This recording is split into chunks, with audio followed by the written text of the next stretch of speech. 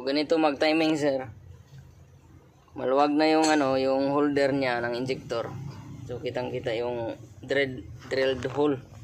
Yan parang butas, tapos nakatapat-tapat dito sa may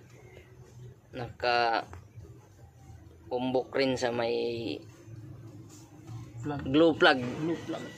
So itapat yan. Yan. So dapat pag mahigpit, ganyan na rin ang posisyon. So ito, ang layo nito ang layo. So itapat rin natin to. Ganyan. Puti yung usok ng PRB1. So ganito rin. Ito lahat walang nakatapat.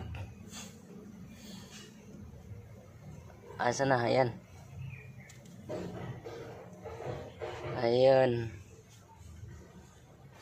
So apat na injector kailangan ma-timing para mawala yung puting usok. Tama yung combustion.